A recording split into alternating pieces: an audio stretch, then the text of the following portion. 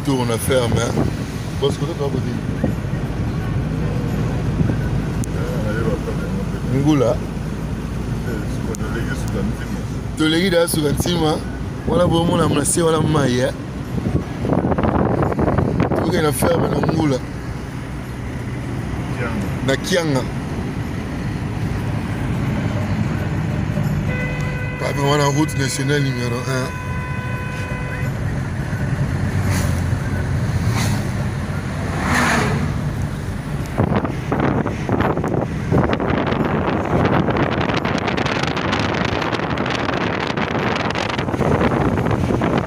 Bien.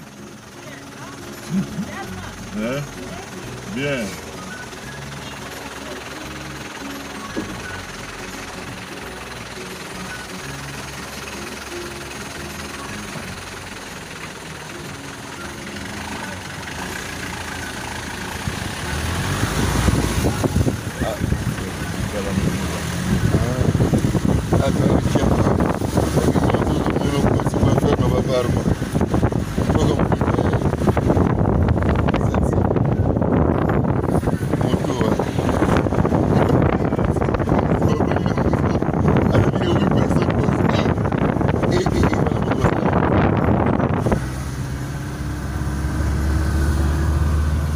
Ngambukuna nyonso ya boss. Abi na so le bureau na la besoin itariaga.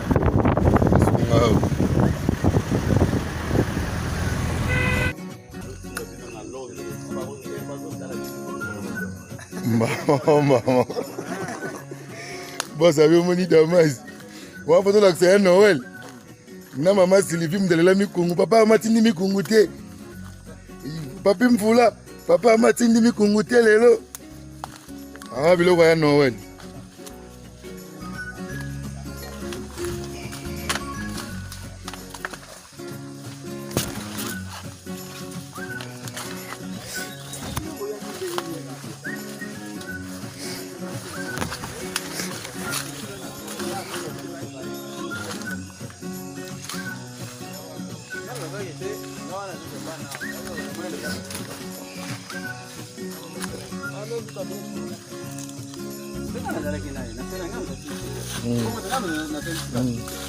Bon, combien de personnes sont nées?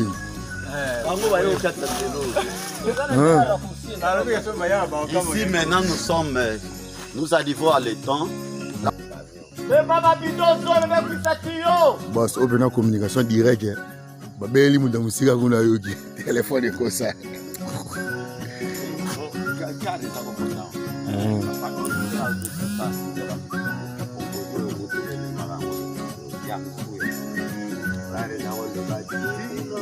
Du paysage. Eh, il y a un ami qui est là.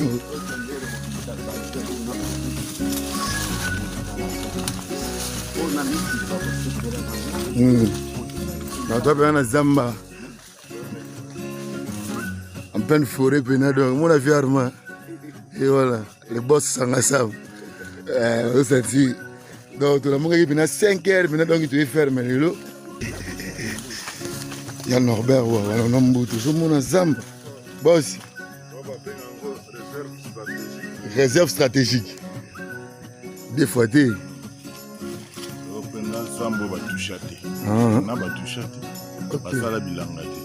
Mabaya ka bani baswa ka mabaya.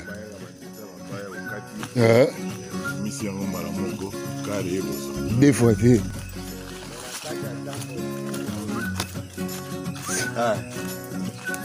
Koto musu pezali ya munene.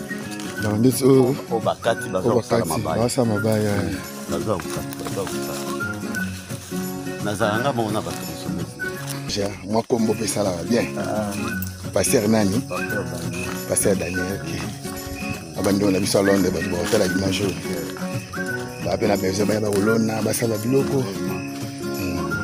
Awa nyonso itali. Bazamba.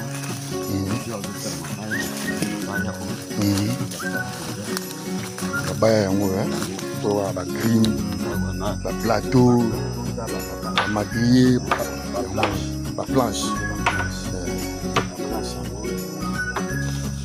Togenza tokita.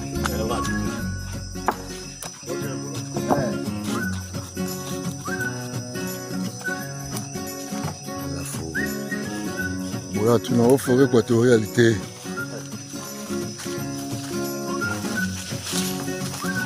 là pour quatre la fils. Hein? Bokoya awa bokoti kaka. Oh ba exact cerclé. Tina mai. Oh ba za ko mema bai. Bokolega kaka. La ya munene oyo. Oh akwai saka ya ngulu. Wana nde lubungu nzete. Papa arma ero ko luka lubungu tala lubungu. Wana boro ezala katile. Ezala kana teta. Wana de pola. Dans ce bain, dans cette année, c'est bon, 4 ans, on peut mettre sur le bas.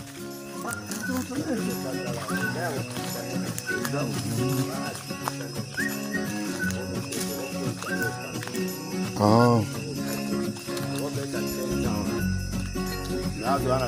Grand forêt de Miami, on appelle la forêt de Miami. Bambolo ko bazawa, amakako baza, yasulu. Parce que tu as une étape 5 heures pour que tu aies un makako ya. 4 heures. On va t'envoyer 4 heures. Nous avons besoin d'aide matérielle pour que nous puissions exploiter de pareilles forêts. Nous qui sommes là, nous sommes en train de... Là, nous allons pour prendre les alvins, les poissons, pour aller mettre sur les boss Arma Sangasang. C'est lui que vous connaissez là-bas. Nous sommes en train de passer en pleine forêt. Et là, cette forêt, c'est une forêt stratégique, réserve stratégique comme vous le voyez. Alors nous avons besoin de vos conseils aussi là-bas.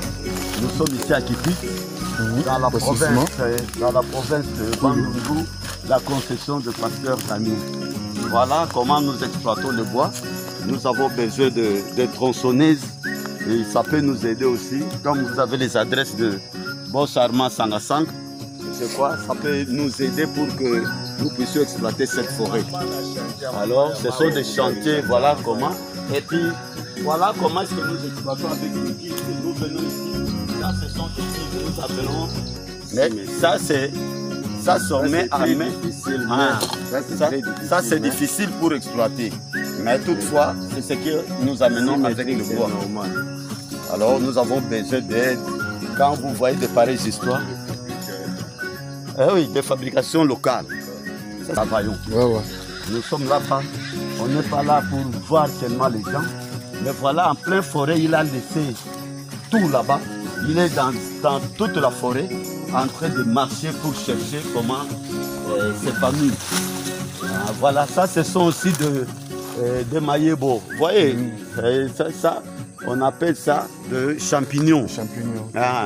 On mange ça aussi. Ils vont prendre ça. Ça va l'aider. Maïbo a peu mieux. On a bien ça bêti na ngombe na mwamba jina kati.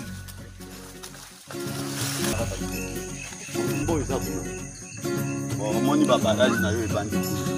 Babwa baza ko sala ba bandete baza ko sala.